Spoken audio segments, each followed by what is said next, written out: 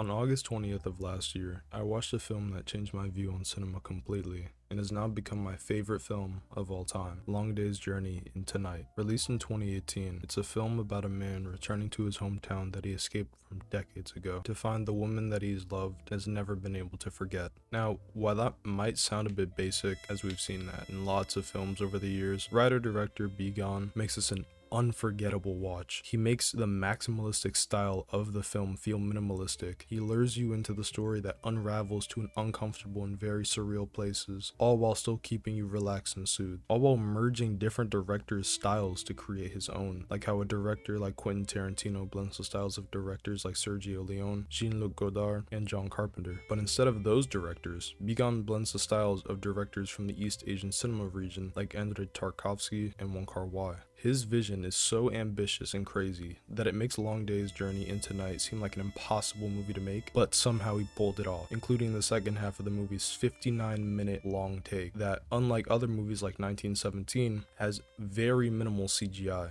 There's a whole video on it that I'll show on the screen right now. So following all this, I was very intrigued to see what and how Begon could expand all of this in a new way with his next project, Resurrection. Then, after waiting months and months and months, I was finally able to drive to an AMC and watch it. So, what did I take from it? Well, as you probably know, I think it's the best movie of the decade. There's no film this decade that is even remotely as ambitious as this. Written and directed by Begon again, he creates a masterwork that scale goes so grand it can outshine some of the projects of the predecessors that inspired him. Resurrection is an anthology film separated into 5 different stories that all really ask the same question. What is it that once lost, you can never get back? However, unlike most films that would give that question to the audience, have them sit through the film and let them think about what they think, Begon wraps you into this cinematic odyssey that doesn't want you to really answer that question, but rather to feel it.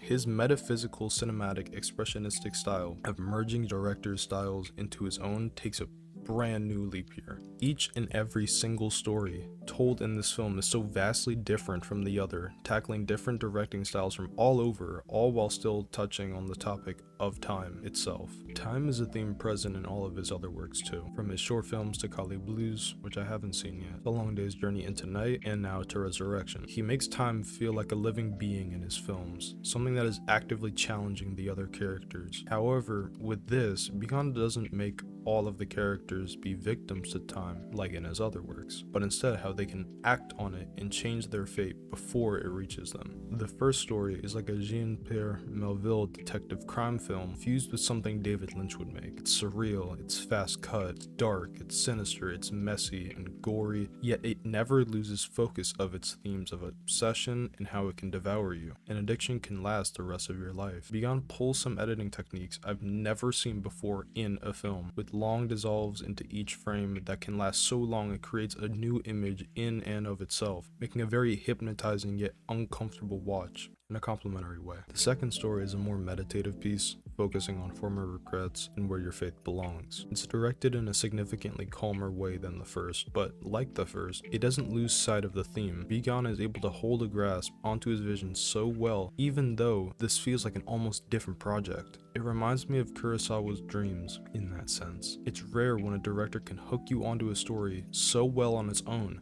let alone switch it completely and keep you hooked still while changing and innovating at the same time. The third story is kind of an ordinary crime film.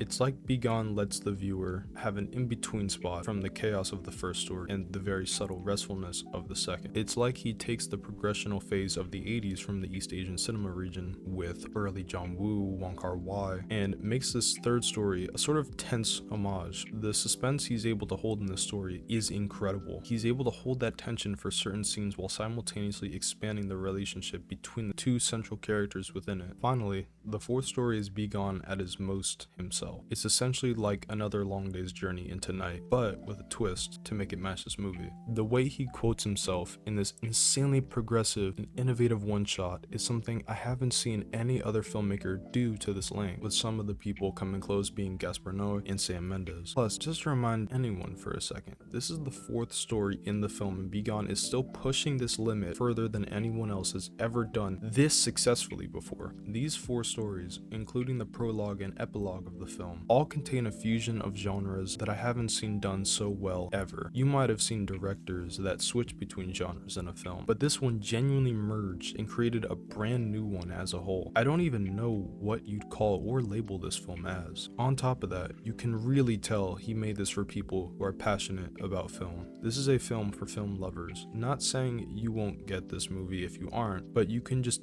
feel his affection for film through the screen. It made me kind of sad thinking about the state of film right now and how it's kind of a dying art form. Yet Bigon says, fuck that, because film is eternal. Film is something that will last forever and influence people for as long as time exists. No matter how much money it makes, he knows and goes to show it for the almost 3-hour runtime that this movie holds. Which, by the way, doesn't even feel like 3 hours. The atmosphere he catches you in makes time feel like it doesn't even exist. But even if we take all these themes away, on a technical level, this movie is a spectacle upon spectacles. The cinematography is out of this world. His experimental use of double exposure, colors, the framing, the one take, everything. He makes these different stories feel like different films as a whole, but you can tell he still has this connection that Bigon creates. This is one of the most gorgeous movies I've ever seen to be shot, especially on digital, especially considering how recently with films like Wicked and anything in the MCU, the color grading and overall structure of the frame has been underused and shot pretty poorly, but Bigon understands how to structure and paint a frame. Not only that, but to alter and experiment with it to create multiple variants of it, including another very long one-take sequence, just leaves me in awe. And this is something I just picked up on while writing, but all the stories have a different undertone of one of the first 5 senses we have in life, with the prologue slash epilogue alluding to sight slash vision, the first story being hearing slash sound, the second is taste, the third being smell, and the 4th being touch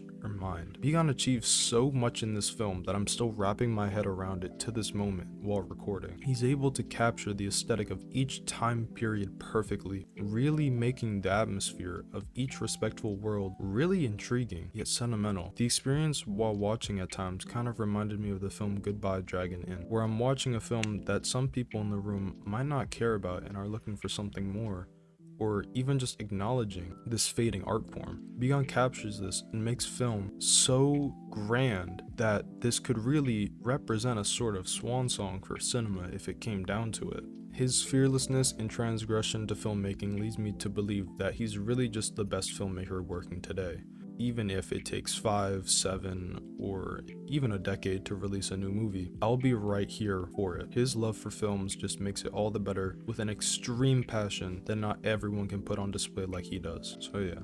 Just a side note, while recording this, I want to post more on this channel, so please stay tuned for that. I haven't been very active for like a couple of years at this point, but I think new year, new me, new videos,